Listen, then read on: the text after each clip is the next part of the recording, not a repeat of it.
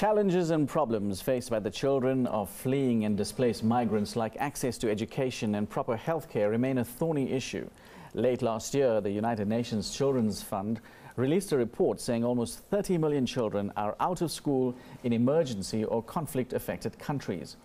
Joining us now to talk more on the forgotten children in the migrant crisis is trauma councilor Nombuso Kunene. Good evening and thank you for joining us. Evening. Now, daily we see these children being pulled from traumatic situations where migrants are being rescued. What are the likely ways in which these situations affect them? Trauma is a significant stressor that affects people in different ways. Now, one of these stresses are that it's events that are not within the human being norm. So we're not used to these type of things happening.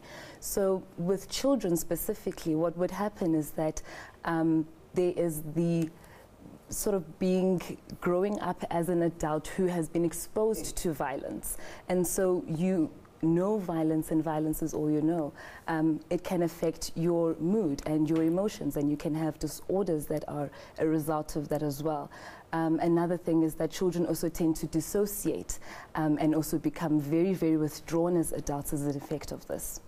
Okay, and in many instances, these children are forced into the labor market, yes, just to survive. And, in the long run, what kind of effects do these have on them? Making the decision to go into the labor market as a child means that you are being deprived of the very basic of needs. And making this decision opens you up to vulnerabilities and opens you up to victimization. So these children are exposed to physical abuse and emotional abuse, and as well as sexual abuse in some cases as well. And these things then also lead the child to not be educated. And because they're children and their brains are still developing, they need that knowledge and they need the education in order to be able to develop and make basic decisions and function as a young adult. Exactly. Now, how easy is it to reintegrate these children and teenagers after displacement?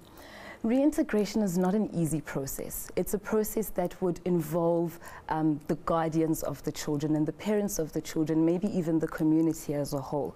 What would need to happen is that when children grow up, they grow up with representational models. So these people will teach them skills and expectations and knowledge, and kids take these on to future and they grow with these expectations as well. And so they would need to relearn these things and have these models around them to teach them how to behave and how to become as a whole within society again.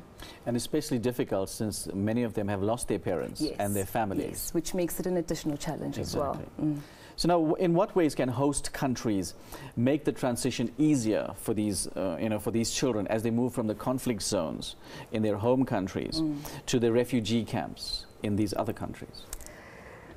Especially with children, I think that it's very important to get them back into a routine. To get them back to living their normal daily routines as much as possible. So if it is possible perhaps for schooling to resume, or for some sort of a daily program where children can have some sort of things to do on a daily basis that will help them recover into that. And of course, extensive counseling would be needed for not only the community as a whole, but especially for the children to help them reintegrate back into society.